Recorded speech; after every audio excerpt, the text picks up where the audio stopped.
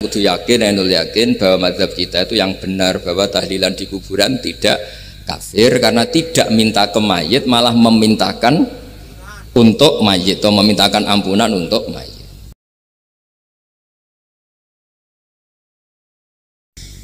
Ini ku ahli sunnah ciri khasnya niku mbok wong tahu dosa kaya apa tetap dianggap Islam. Ada kelompok ekstrim khawarid sing darani wong nak dosa niku berarti wis napa kafir.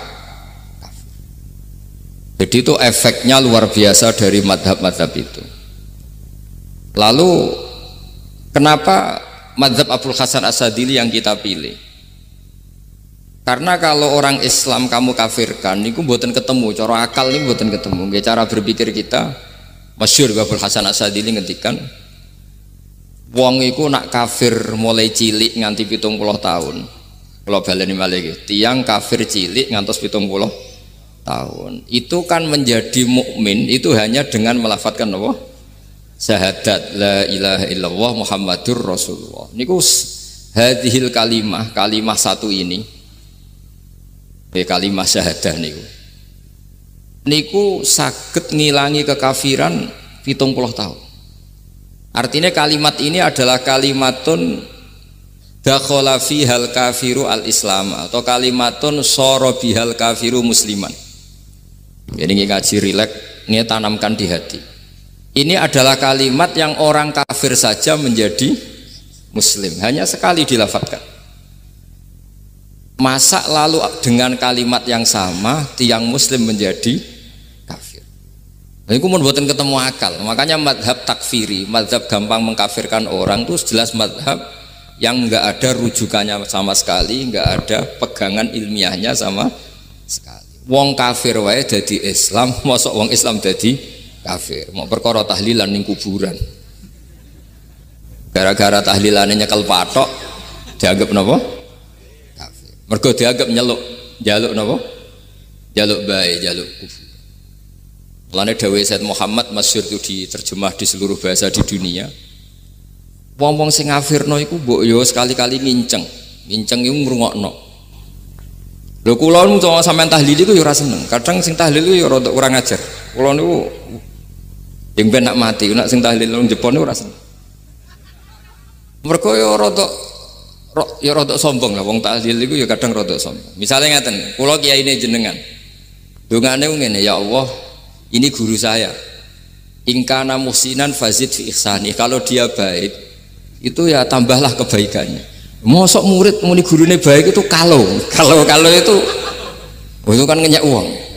Kene soleh-soleh permanen dianggap napa? Jadi dongane nu ngeper, in kana muhsinan fazid fi ihsani. Wa in kana musian fatajawaz anhu, misalnya kalau dia orang buruk, kalau beliau orang buruk yang kau maafkan. Maka orang-orang di luar sana yang mengatakan andekan tahlil itu baik pasti dilakukan sahabat, itu logika yang keliru. Sahabat gak mungkin kan nahlili Kanjeng Nabi ngendikan in kana musinan sido kafir ngoten nggih mboten. Lah wong Kanjeng Nabi kok apike di ngendikano in kana ini kok kafir. Wong Nabi kok ingkana andai. Saiki pertanyaannya gini, kita sebagai kiai, sebagai guru, ku murid nak tahlil ya rada kurang ajar sithik. Wong gurune kok diomongno ingkana musinan ambek ingkana musian. Nah pertanyaannya gini, lepas dari kowe rada kurang ajar lah dalam tahlil itu rada kurang ajar karena nyebut guru ora qad kana musinan tapi ingkana muhsinan. Maksudnya kalau sampean sebagai murid kan menapa qad kana muhsinan, guru saya benar-benar orang baik, bukan ingkana andekan orang baik. Tapi ada satu kepastian bahwa ini tidak minta sama mayit. Jadi tujuan kalau kita minta mayit itu salah sama sekali. Wong kita datang ke kuburan malah memintakan ampunan untuk mayit. Kok iso darani njaluk iku piye? Ya mergo mau didelok kok adoh ketoke ngatong ya berarti njaluk. Lah ya wong fatwa kok mau berdasar inceng-incengan kok adoh niku ora jelas ya fatwa ini. Paham gitu. Terus jenengan kudu yakin, ainul yakin bahwa mazhab kita itu yang benar, bahwa tahlilan di kuburan tidak kafir karena tidak minta ke mayit, malah memintakan untuk mayit atau memintakan ampunan untuk mayit. Cuma redaksi sing rondok-rondok ngoten niku dikurangi lah. Nah kangge guru niku nggih dikurangi lah, dikurangi. Ya Allah, jenengan Maha Pengampun, kula suwun guru kula jenengan ampuni. Jadi ampun ngangge donga sing teng salat mayit. Nah salat mayit itu kan memang ada sanatnya, memang semua bentuknya seperti itu. Tapi nek ning kuburan kula mboten nate donga teng Mbah Mun ngoten. Ya Allah, ini guru saya, Engkau anugerahkan beberapa ilmu, beberapa amal yang manfaat untuk orang banyak. Kula suwun jenengan tampi. Jenengan zat sing Maha Pengampun. Nggih, jenengan ampuni. Tapi mboten ngangge ingkana-ingkana ini. Angen-angen muga aku dadi kiai ini tersinggung. Murid orang ajar, mosok darani gurune apik iku andekan. Tapi berhubung ra paham ya alhamdulillah ya do. Tahlil yang Wali Songo ya buanter-banter nganggo mik. Lah sing kene paham ya rada risi, piye? Wali Songo darani ingkana iku piye? Wah. Dadi niku mareni, mulane kula suwun nak tahlil nyewa kiai sing alim lah ben rada bener, ben rada bener. Tapi ampun nyewa kula mboten purun. Kula nu gak ada pondok lah, jadi mboten saya masyhur susah diundang orang kecuali yang ada hubungan guru, hubungan sarang. Karena beliau lama sekali ngajar di MGS. Beliau Gus Maksum itu lama ngajar di MGS. Jadi saya itu hanya datang di orang-orang yang pernah khidmah di sarang, terus yang pernah keluarga sepuh. Saya datang ke Jakarta ke Pak Quraisy Shihab itu ya karena Pak Quraisy itu lama sekali bikin diskusi tafsir. Akhirnya saya termasuk pengajar di pondok beliau.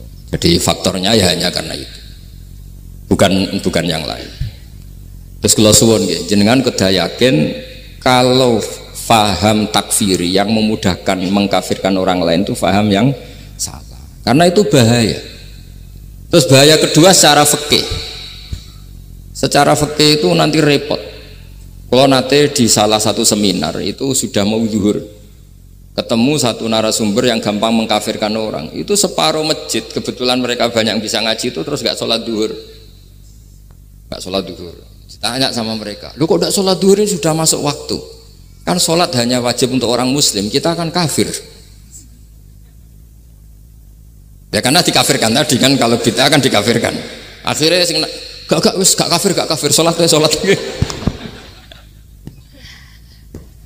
Efek dari mazhab itu panjang. Kalau betul faham mereka itu betul, berarti yang sudah kafir, orang kafir itu wajib sholat enggak kan? Itu malah panjang kan, karena terus menjadikan orang Islam tidak sholat. Nanti ke masjid tidak boleh, orang kafir nggak boleh masuk masjid. Itu efek fikihnya panjang. Jadi kalau suwun mazhab Abil Hasan Asyadzili niku dipegang. Nah itu madhab beliau itu implementasinya di teng kitab Hikam nih. Karena Hikam itu putu murid yang paling bisa mengimplementasikan, menjelaskan cara pandang madhab Abul Hasan Asyadzili sing dados thariqah Syadziliyah.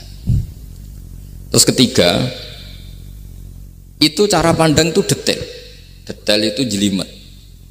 Mesti sampean ora kepikiran. Misalnya begini. Ketika ada orang salah jenengan marah, itu sebenarnya karena salahnya apa karena hal yang lain? Normalnya orang itu berpikir karena salahnya, itu keliru cara Abul Hasan Asyadzili. Pasti kamu marah itu karena ada hal lain. Misalnya kita pembantu, elek, kriting, mecahno gelas, mesti langsung gua ngamuk. Alasannya mecahno gelas. Tapi nek sing mecahno iku wong ayu, kowe iso ngamuk. Kowe iso ngamuk wong ayu. Mecahno gelas lah. Kok gelas lemari, rasa gelas. Sama, kamu janjian sama orang, wongnya nyulayani janji, mesti mbok maki-maki. Katanya jam 10 kok udah datang gini-gini. Nah, tapi kalau yang terlambat itu wong sing ngutangi kowe iso ngamuk orang sing ngutangi kowe. Atau sing terlambat itu komandannya, atasan kamu, atau kiainya. Nah, artinya gini, ketika kamu marah atas nama terlambat, itu sebetulnya karena terlambat atau karena hal lain. Nah, maksiat juga gitu. Cara pikirannya Abul Hasan Asyadzili, ketika kue roh misalnya cawe itu maco naik ninja atau apa, mesti kue darani wah seluput suwuk. Tapi nak dikadani, niku putune jenengan. Mesti langsung ya Allah jenengan sepunten.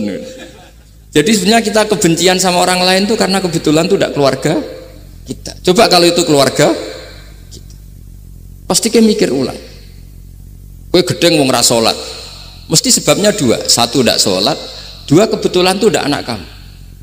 Kalau itu anak kamu pasti istighfar berhari-hari untuk dimaafkan Allah, bukan maksud no.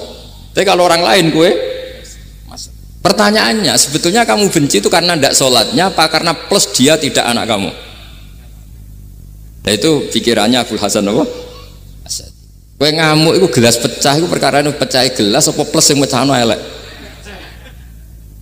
Nah itu pecundang kita, itu cara pikiran Abul Hasan. Kita ini pecundang itu nggak fair, apa? Betul fair. Nah itu terus beliau diantaranya punya cerita Nabi Ibrahim itu pernah diangkat ke Allah di alam malakut. Di alam malakut kemudian ini ada di kitab Hikam juz 2 halaman 4 yang di bab ini yang saya baca. Ini cerita terakhir nih, bantu pun sampai tak ngaji suwi-suwi ra mesti paham aduk sediluk. Nak sediluk kan dia alasan, kenapa ora paham? Salah Gus Pak ngulangi sediluk. Lah nak suwi sampean ra paham malah ribet kan? Diulang suwi ra paham goblok tenan berarti kan gitu. Nah ini untuk menjaga harkat dan martabat niku ngajine sediluk mawon dan takoki malaikat. Kenapa ora paham? Salah Gus Pak ngajine sediluk. Jadi duwe napa? Alibi lah gadah napa? Pembelaan. Nabi Ibrahim itu diangkat di alam malakut karena beliau seorang nabi melihat orang maksiat, ditanya sama Allah, ya Allah itu orang-orang maksiat itu makan dari rizkimu, menempati bumimu dan semua fasilitas engkau bikin. Lalu menurut kamu gimana Ibrahim? Ya bunuh saja, matikan saja. Sama Allah dituruti. Melihat lagi ada maksiat yang berbeda, selalu Nabi Ibrahim usul itu dimatikan. Jadi Ibrahim pernah jadi garis keras lagi, keras sekali. Lalu suatu saat Nabi Ibrahim itu disuruh nyembelih Ismail. Disuruh nyembelih apa? Ismail. Bareng disuruh nyembelih Ismail, Nabi Ibrahim tanya, ini anak saya ya Allah, ini samratu fuadi, ini buah hati saya, kenapa engkau nyuruh menyembelih? Sejarah ngetikane pangeran, apa kamu tidak ingat ketika tak angkat di alam malakut beberapa hambaku kamu usul supaya tak bunuh? Cara Jawane, cara Jepone kuwi ora rasane dadi aku. Aku iku pangeran sing gawe aku enak wae usul-usul kon mateni jare. Saiki gentenan, saiki anakmu sembelih. Rumangsamu dadi pangeran gak sayang mbek kaula. Kowe tak dadekno nabi ku kon dakwah ora kon mateni. Nabi Ibrahim nangis. Nah inilah perbandingan bagi kita. Sebenarnya saat kita benci maksiat itu sebetulnya di hati kita itu tidak hanya maksiat, kita ada dak fairnya, plus itu dak orang yang terkait dengan kita. Jika misalnya mau wangkel, misalnya penyanyi sing piye mau wangkel, suatu saat penyanyi ku WA aku, masa ya gelem dadi bojomu, hilang mangkelmu kan. Jadi pecundang, kita ini sebetulnya pecundang. Nah, syukur-syukur memang makom kamu sudah tinggi, memang benar-benar benci karena maksiat, paribasane wayu gelembok rabi tetap mangkel. Tapi saya tidak yakin soleh-soleh seperti ini imannya sampai seperti itu tidak yakin. Dan saya kalau yakin begitu berarti keyakinan salah itu salah dan bodoh itu, karena itu nggak terbukti. Makanya ini kitab baru kalian kitab Hikam, karena ini acara ngaji Hikam kula waos sedikit mawon kula waos ini jawabannya Nabi Ibrahim ketika disuruh nyembelih Ismail teng halaman 4 juz 2. Allahumma hadza waladi wa samratu fuadi wa ahabbun nasi ilayya fasami aqa ilan yakul ama tazkurul lailah allati sa'alta fiha ihlaka abdi awama ta'lamu anni rahimun bi ibadi kama anta syaqiqun biwaladik. Jadi Ibrahim anak kamu sembelih. Kata Ibrahim, ini nggak mungkin Gusti, ini buah hati saya, kenapa engkau minta ini tak sembelih? Apa kamu tidak ingat pernah mengusulkan saya menghabisi sekian hamba saya? Kalau kamu bisa sayang anak kamu, saya juga sayang hamba-hamba kue enak we. Mikir. Jadi makanya kalau suwon kita ini hidup harus insaf. Nak kira dia duit, iku yo mangkel tenan, loro tenan. Terus bojomu mbok kon sabar pas kowe ra ngekeki duit, iku yo ora fair. Wis ben-ben ngamuk.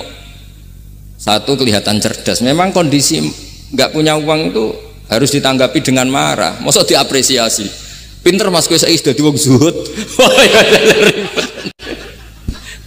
Wah ya ribet kan. Wes jos Mas sampean saiki ra duwe duit, sampean dadi wong zuhud, wong waro. Tapi udah mati bareng saiki. Jadi sebetulnya Allah bikin emosi itu andaikan boleh dibahasakan wis dipikir. Walau la daf'uhin nasa fa'dhum bi ba'd la fasadatil ard. Jadi bumi ini sebaiknya itu diisi dengan sekian perbedaan. Tapi tidak konflik loh, perbedaan dengan konflik itu beda. Saya ulang lagi, bumi ini sebaiknya diisi dari sekian apa? Perbedaan, karena justru itu bagus. Saya itu berkali-kali bilang, andaikan tidak ada pikiran kedua, ini dunia ini sudah rusak. Harus ada pikiran kedua. Misalnya ono wong kok terlalu apik mbek kanca, mesti bojone sampet. Wong gak men ngopi mbek kancane, ra tau ngapi mbek bojone. Tapi kalau ngopi mbek bojone terus, mesti kancane sing sampet. Wah, jok rabi lali kanca. Ribet. Manusa itu ribet. Kados kula dugi mriki ini hormat Gus Maksum. Nggih mungkin tok ganjaran. Tapi untuk dosa sidik-sidik ninggal pondok. Jadi ya sudah. Ya mau tidak mau karena memang hidup itu tidak banyak pilihan. Ada orang sering ibadah di masjid sholat itu ya bagus, tapi dia pasti tidak baik dalam sistem sosial. Umpama wong soleh kabeh ning masjid itu donya akeh sing mati karena tidak ada tim SAR paling murah. Loh iya kan, wong kecelakaan itu penolong pertama itu orang yang di masjid apa sing tukang ning dalan-dalan. Artinya sing ning masjid iktikaf mesti ra duwe ganjaran nulung wong kecelakaan. Artinya ada kebaikan yang pasti nggak bisa dilakukan orang yang sedang di masjid. Andai kan yang di jalan tuh orang-orang soleh itu wah dunia sebaldatun thayyibatu warabun ghafur. Loh ya betul. Nabi pernah ditanya sahabat, ya Rasulullah kita ini senengane ngegeng di jalan. Ya kata Nabi ya sudah nggak apa-apa asal a'tut thariq haqqaha. Ya kamu memberi haknya jalan. Apa itu?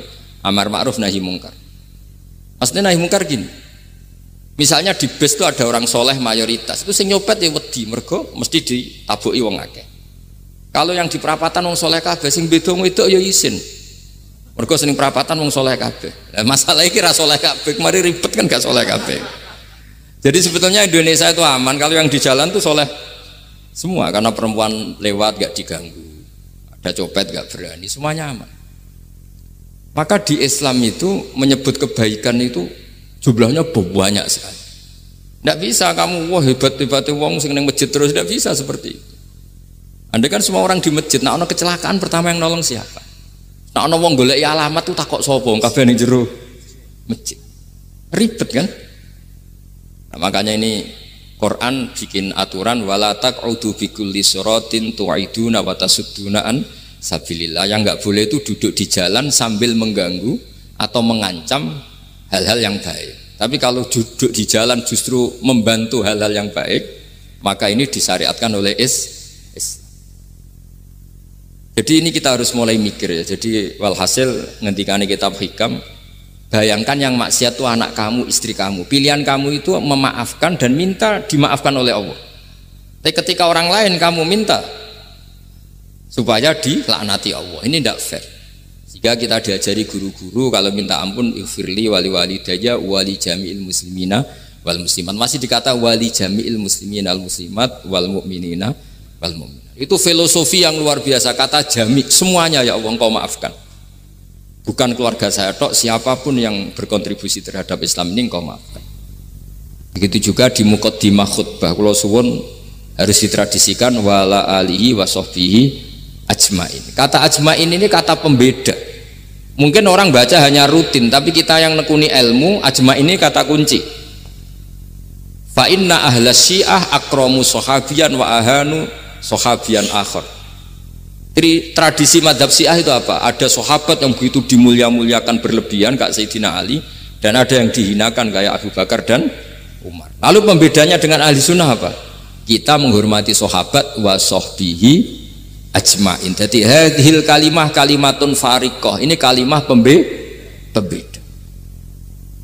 Jadi ajmain mboten kalimah rutin terus ono jimate ono kasiate niku mboten. Kita maklumatkan ke seluruh dunia bahwa mazhab ahli sunnah ditandai dengan wa ala alihi wa sahbihi ajma'in. Mulane dawuh Mbah Hasyim wa nukrimu ahlal bait wa nukrimu jami'a ashabi Rasulillah sallallahu alaihi wasallam. Jadi wa nukrimu jami'a ashabi Rasulillah sallallahu alaihi wasallam. Ciri utama mazhab ahli sunnah apa? Menghormati keluarganya Nabi dan menghormati seluruh, ada kalimat apa? Seluruh sahabat. Jadi kata ajma'in itu kalimatun fariqah atau kalimatul fasl, kalimat yang membedakan mana madhab syiah dan madhab ahli sunnah apa? Itu kalau jenengan ngaji teng Gus Maksum napa teng Kiai Haji Maksum, di antara madhabnya sinten Nabi Ibrahim yang diceritakan Abdul Hasan apa? Asyadili, kebencian kepada maksiat, kita semua pasti benci maksiat. Tapi gak fair kan, yang satu kamu laknati, yang satu kamu doakan. Ujung-ujungnya apa? Ada unsur hadun nafsi. Kalau yang terkait dengan jenengan mbok dongakno di sepuro, nah yang nggak ada terkait mbok pasutno. Ini kan tidak fair, padahal sama-sama apa? Maksiat. Kalau suwon polemik tentang ketentuan gimana hukumnya ziarah kubur, ya hukumnya baik karena mendoakan atau memintakan ampun untuk yang mati, bukan meminta sama yang udah Sayyid Muhammad kena arah percaya rungokno wong didelok kok ado, didelok kok ado pancen yo ngeri kan. Patoke diusap-usap. Bariku ndonga, delok kok ado kan njaluk kuburan, padahal mayite ngeluh. Ngeluhe perkara mau, kadang nek sing kiai ini rapati iso ngaji sampean ingkana. Wali kok darani napa? Ya Allah, jika mayit ini, andekan mayit ini baik, maka dan andekan tidak, lu cara kowe dadi mayite. Bocah ora jelas. Mayit. Nah, makanya ini cobalah kalau sholat jenazah tidak apa-apa doa itu karena sanatnya seperti itu. Ya, kalau doa guru ya diatur-atur yang baik lah, langsung mawon ya ghafiratunu wal khotiat gini-gini. Saya mohon beliau amal baiknya jangan terima, amal buruknya jangan ampuni, karena guru juga manusia tidak nabi.